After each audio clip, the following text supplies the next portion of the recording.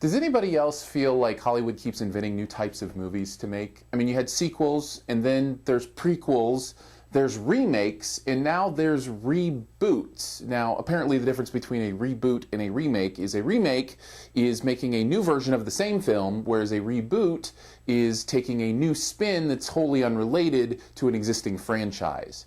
So The Amazing Spider-Man, I've been told, is a reboot. Now, a very recent one. In fact, I think the first Spider-Man came out in early 2001. I think early 2000s, 2001 or so. And of course, now we find ourselves 11 years later. That's still very quickly to kind of reboot a franchise, especially considering there were 3 of them. And the last one happened like, what, 4 years ago? So it's an interesting proposition at its beginning, and we kind of know the story of Spider-Man. I mean, we should. We've been told it recently enough in movie form with Tobey Maguire. But now it stars Andrew Garfield and Emma Stone and Martin Sheen, and really kind of follows another origin story of the webbed crusader and what he's doing. And I guess I'll get the reboot thing out of the way right away, because I think it colors my entire view of this movie. Many people asking, is it too soon to do a reboot? The answer, I think, is yes. But I think more than that, it's too soon to do a reboot that has the exact same feel as the originals. My understanding of this new Spider-Man movie is that they were going to make it a little bit more gritty, a little bit more realistic, take a few pages from Nolan's Batman and ground it in a real world and kind of get rid of that kind of quirky vibe that the first one had, that Sam Raimi is so well known for, and he did in the first 3 Spider-Man movies. And I have to tell you, it's the same feel. Marc Webb has gone with that same kind of sense of humor and quirkiness, and it's fun. It's just, it's not different. I don't know now why this reboot has to happen. A lot of the same cheesiness is there, a lot of the same one-liners, all that kind of stuff exists in this new Spider-Man world.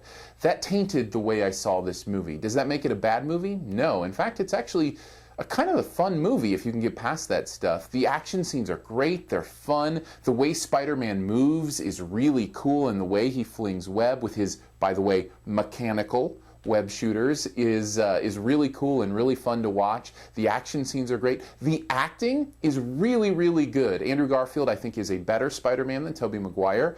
I love his performance. He has this really creative way of delivering lines that I think is really fun. Emma Stone, I've always loved. I think she's good here as well. Martin Sheen almost steals the show as Uncle Ben. He's phenomenal. Sally Field, who I haven't even mentioned yet, I almost said his Aunt Beru. That's a different franchise.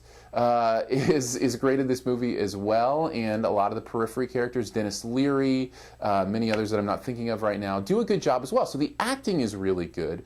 If I had to pull one flaw out, it's a flaw that we've forgiven summer movies for a long time. Continuity, for kind of that cheesy factor. I don't know if you've ever heard of riff tracks.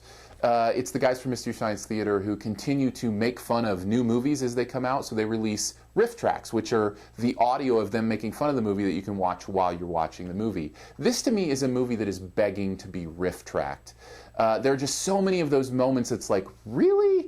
There's a moment in this movie where Spider-Man finds himself in the Lizard, who's the villain, in his lair, and right on the screen he pushes play, and there's this beautifully laid out PowerPoint of how the Lizard is going to take over the world with little dinosaurs that go across the screen. And I'm thinking, okay, if you want to take over the world, it's one thing to kind of make some notes and figure out how you want to do that. Why are you designing a PowerPoint presentation? Who is this for? And then why are you leaving it up on your computer screen in your secret layer just to be found? Those kind of things are the cracks in this movie. And then later on, conveniently, there's all these crane operators that want to work together to give Spidey a clear shot across the sky. And it's just those moments of cheese and convenience that you kind of go, eh.